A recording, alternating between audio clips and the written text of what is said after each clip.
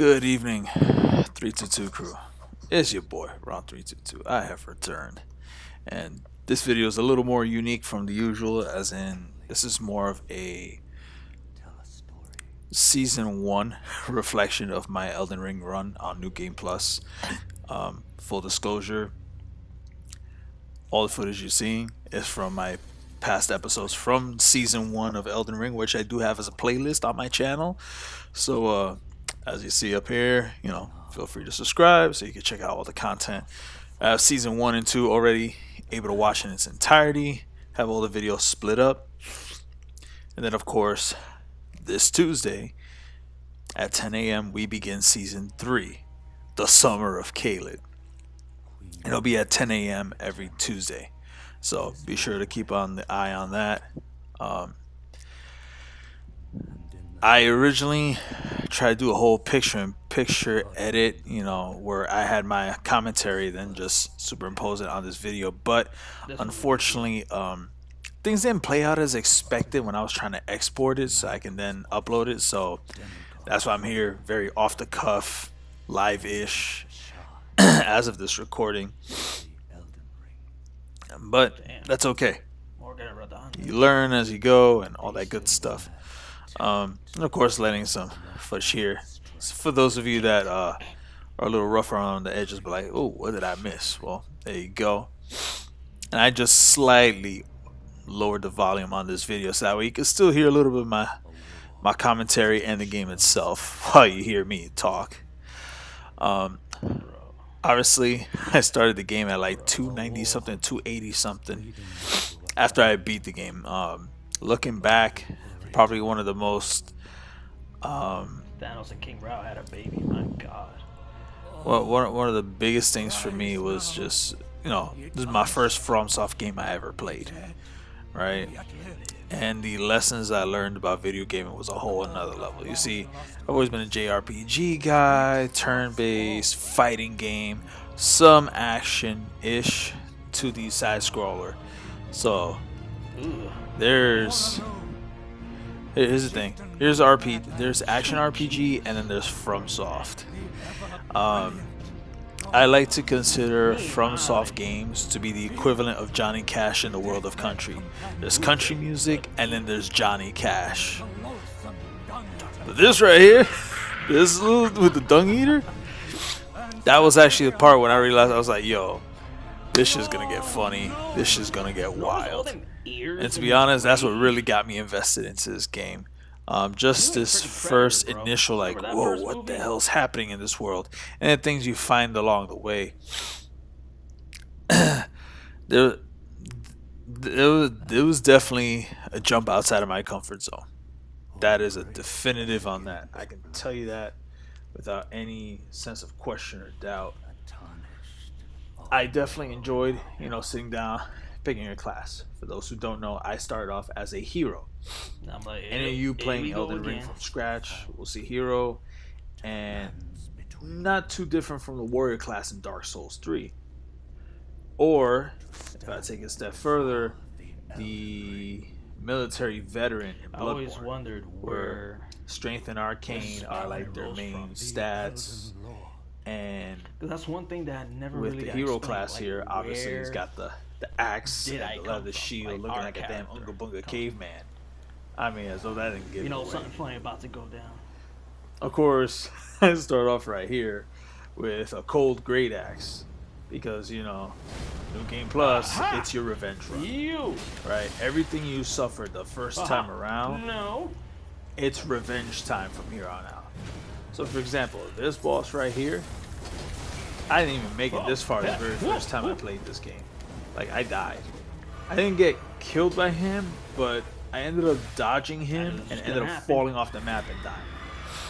Of course, it's an irrelevant point, because when you kill him, once you delete this guy, your next step is going down below any damn way. The reason being is because you're going to basically the Cave of Knowledge, where you actually learn the actual tutorial of the game, learning how to use your controls, your mechanics, and facing the one boss that everyone hails as the most difficult. That's obviously a troll post if you think about it. I got the sword. Because that's exactly who Rick sword. Soldier of God is. I mean, the PC mod, they made him super strong and everything.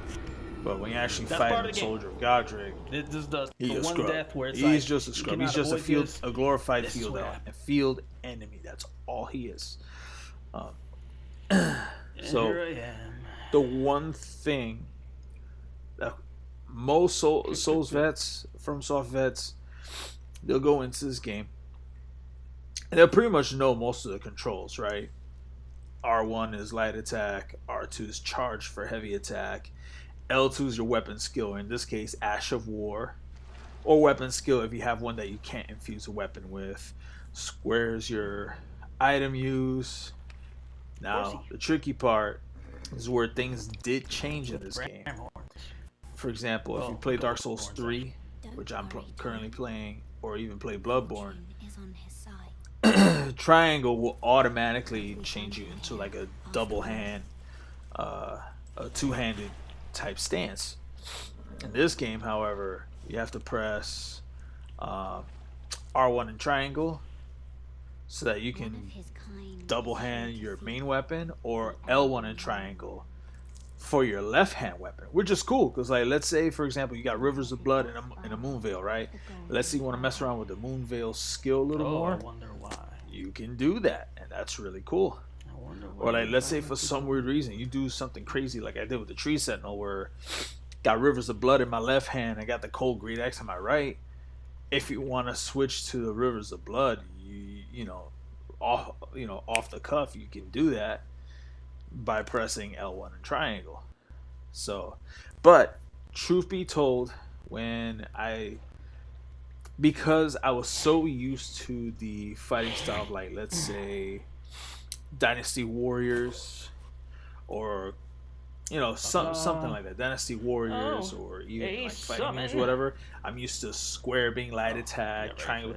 I had completely different controls when I played this game the first time around. Like, I had set up square's my light attack, triangle's my right attack. I mean, as my heavy attack. Yeah. X being jump is something that we did not, that no FromSoft game had the convenience of having in the past, which it does here. As you can see, Soldier Godrick ain't jack shit. And even his hits, even in New Game Plus, he doesn't even hit that much harder. Solo hit in seconds. He ain't nothing. He's nothing. So there was a lot that changed between, and the reason I go mostly with Dark Souls 3 and Bloodborne is because they were the last ones before this game dropped. Granted, Dark Souls 3 came out only a year after Bloodborne, which was to my surprise, because when I look back, I was like, Dark Souls 3 was 2016, Bloodborne was 2015. That's kind of wild.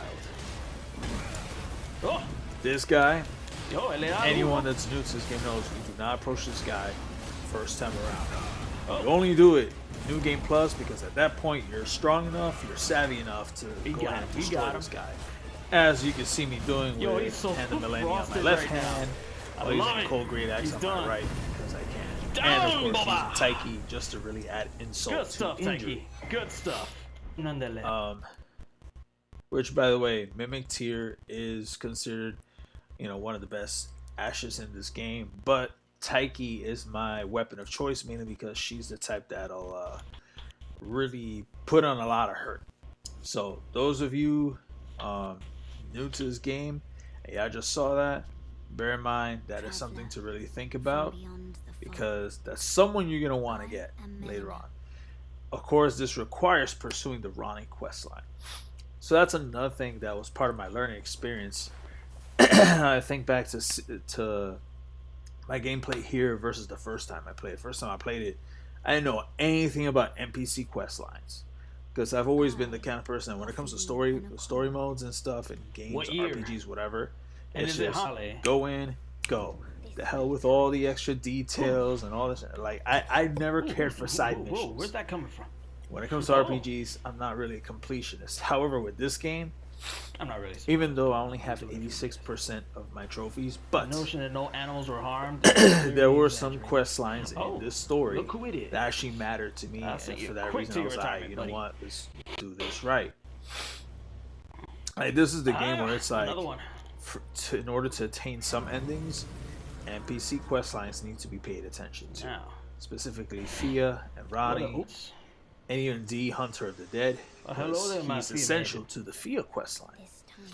There's that. Not so much the Ronnie quest line, because he's irrelevant to that part, but it's more because of the Fia. Now this guy here, so this right here, where Margit's at, this was a point of great difficulty for a lot of noobs as well as myself. Because back in the day, I didn't realize you could actually beat Margit at level 10 or 12. Y'all ready to dance with me? You can. I know. For any of you that are new to this, you're like, what, really? I don't have to level up to 60? I'm like, look, man, I leveled up all the way to like 100 just to fight this guy and beat him the hard way.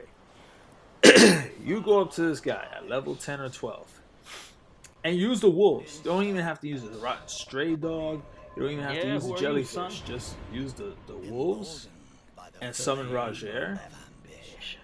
Once you know this guy's pattern and you understand that this guy does a lot of Dark Souls 2 style windups, you'll learn how to work your way around this guy, and it'll only take you just a couple of tries.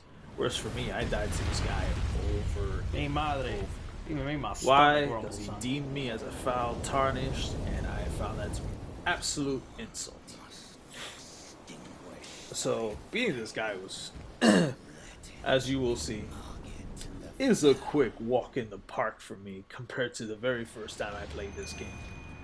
And just thinking about like, and I use Mimic Tier just for fun, while also having Roger, because why not? Again, some people consider cheating, but no, using the skills the game has at your disposal.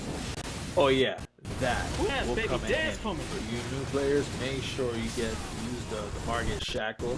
It actually makes the fight a lot easier. That's something I also did not have when I first beat him, which is why I had so much difficulty, because that will actually hold him down, so that way you can do some real damage.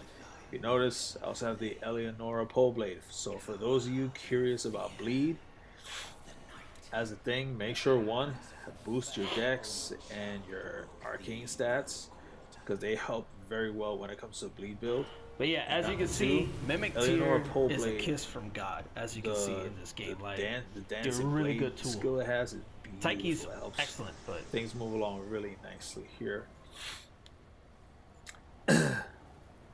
And of course, like a lot of you, I laughed my ass off when Melina first told me she was offering me an Accord, because to this day, she never told me what kind of Accord we're having. Is it a 2006 Honda? Is it going to be a Honda Accord Mugen? You know, like there's plenty of those.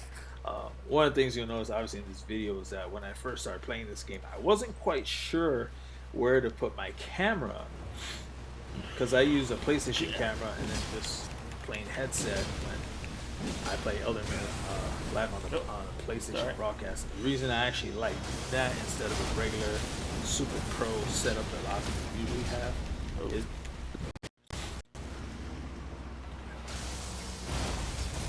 while there are games that do have this little thing of having a scene blocked, Elden Ring has been just like with zero block scenes whatsoever. So once I saw that, and I couldn't find anything saying that there was a block scene. I was like, oh, thank God. There's a game I can play from start to finish.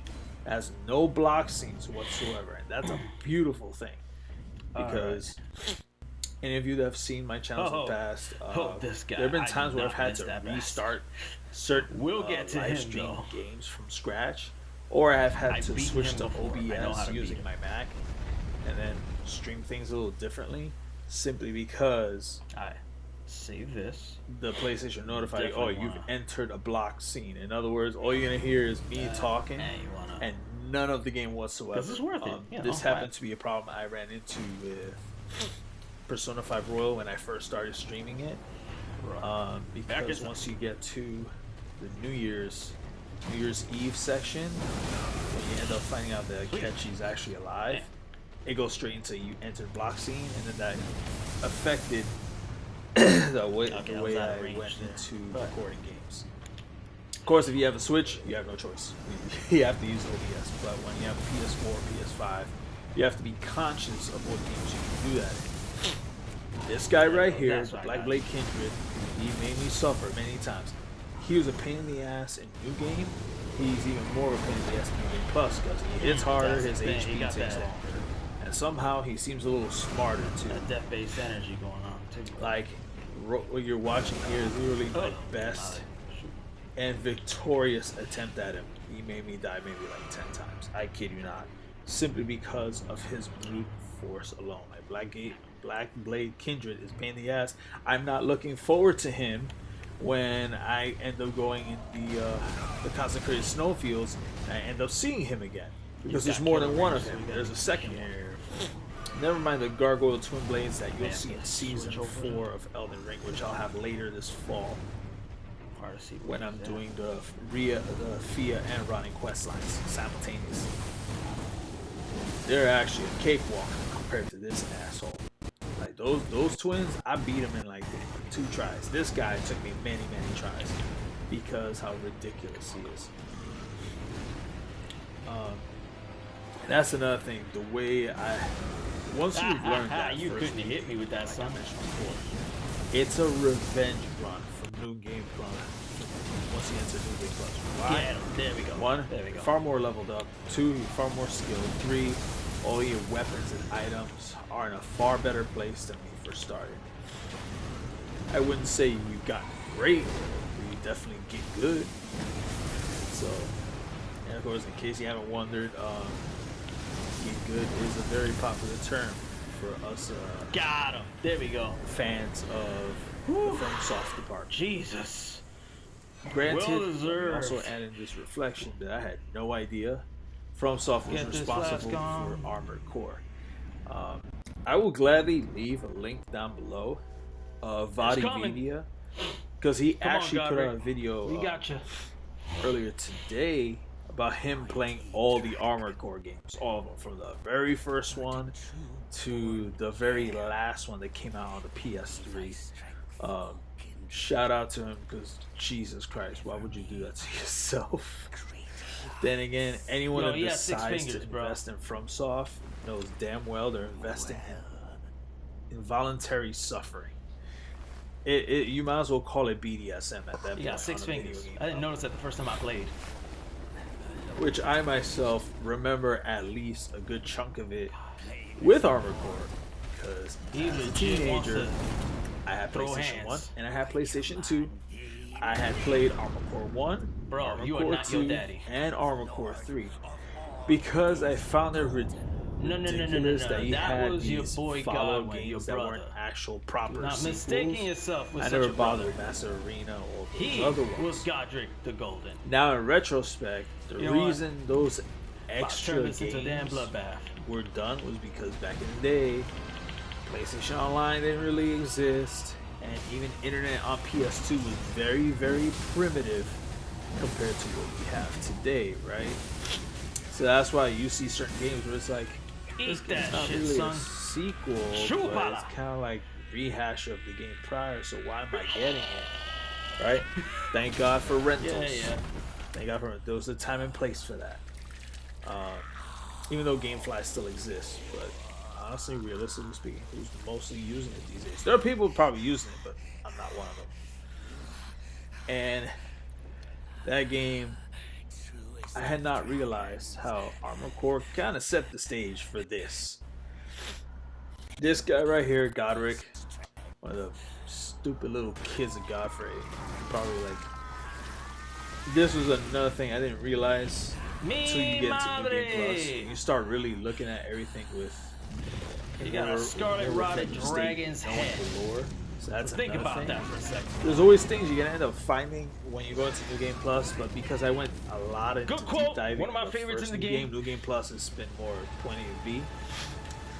You know what? This guy's a scrub. He is a whole scrub.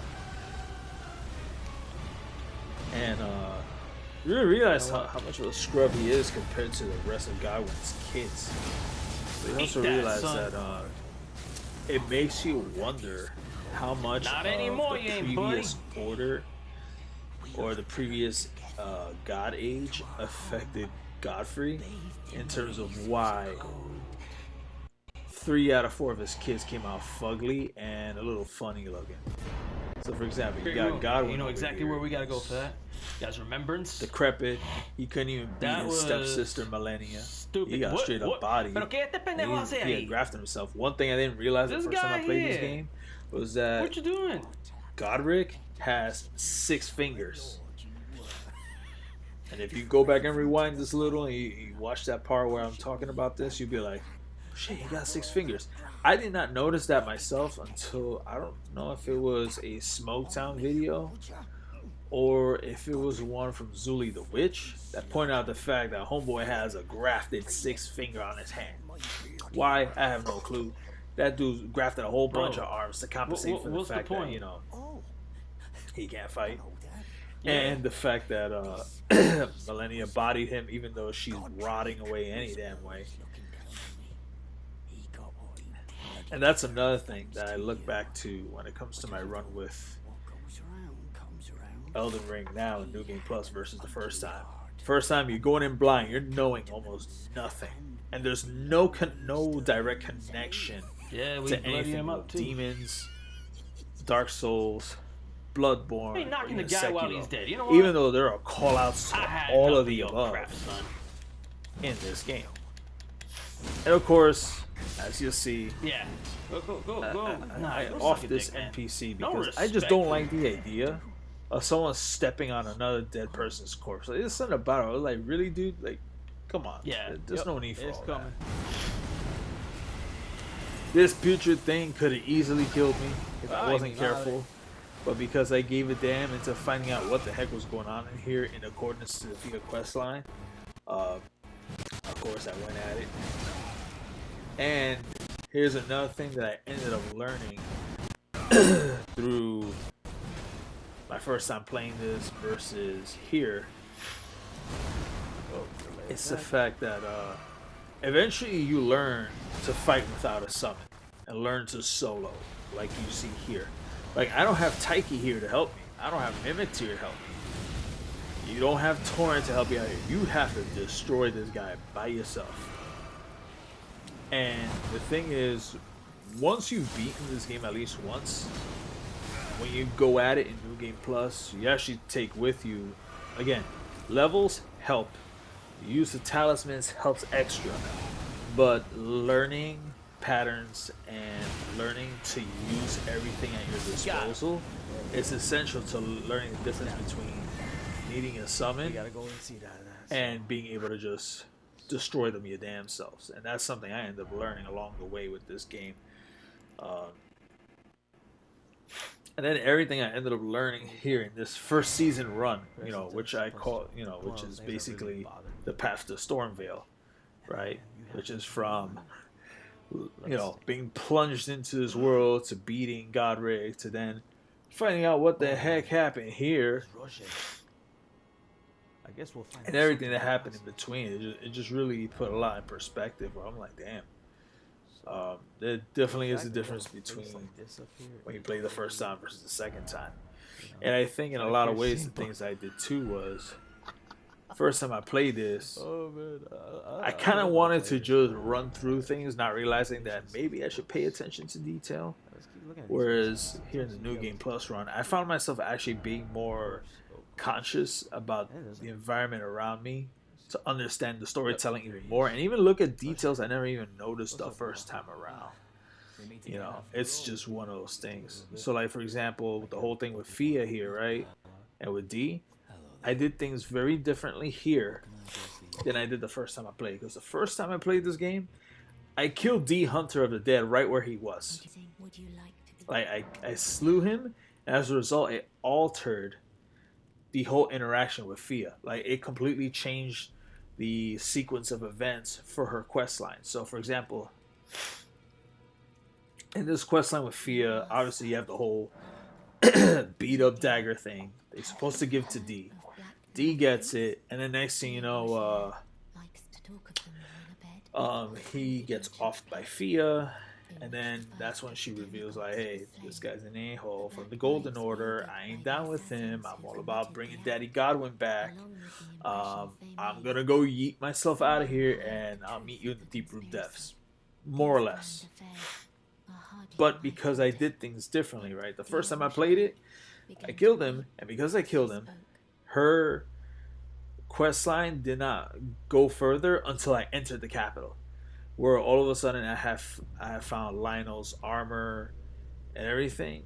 And then what ended up happening was she was talking about Lionel and how, you know, whatchamacallit, he was like a father to her, this and that, and then how she must go. Very different from the sequence of events when you actually follow the whole D Hunter of the Dead to the T. Granted, I had his armor to give it to his brother, but the problem was, because things changed, right? The end of the Fia quest line plays out a bit different. So, for example, when you finish the Fia quest line, which again, you guys will see it in season 4 later this fall,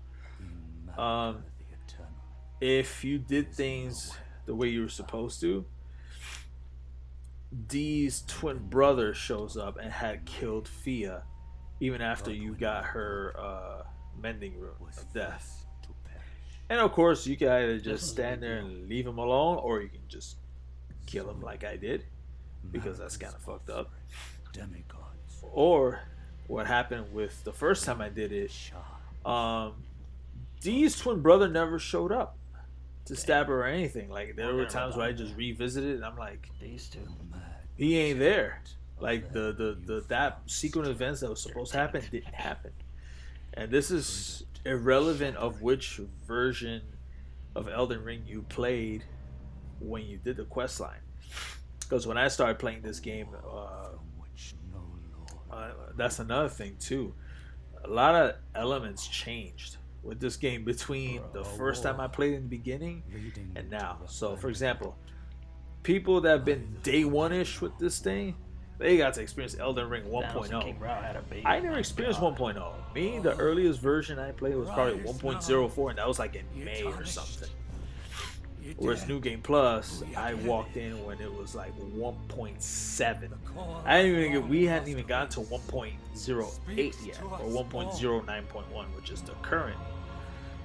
Yeah, that's another thing too, because there were a lot of weapons that their mobility, their skill changed between the first time I played this game and now. That's another thing I was very, very grateful about, because it really goes to show how much FromSoftware paid attention to detail in terms of adjusting things. Granted, the things that people cried and read about was, well, PvP related stuff. And those of you that know, I don't give a damn about PvP. Me, I'm streaming the game to you guys. It's all about the story. I don't care about that online shenanigans, whatever. I just, you like the freaking Predator, really, bro. Don't remember that first like movie? Unless it's a fighting game, you will not see me give a damn about PvP at all. Online multiplayer, maybe among friends, but unless it's with friends, I really don't care. I just don't. But having said that, those are my thoughts reflecting back to how this season played out versus when I first started playing this game. This video went a little longer than I expected, but it's because I had some flashback thoughts in regards to Armored Core, FromSoft, and also how new the experience was for me with this game versus when I did New Game Plus.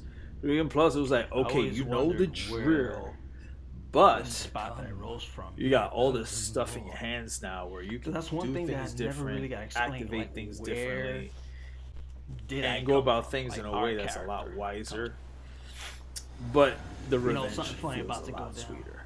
So anyway, Ron 322 signing off. Feel free to smash that like button, power slam the subscribe button too while you're at it, so that way you can help the channel out and bring up the algorithms.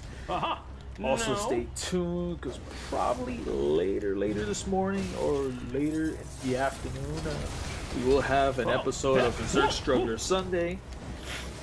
Alright, so love you guys. Have a good one. Take care. Happen.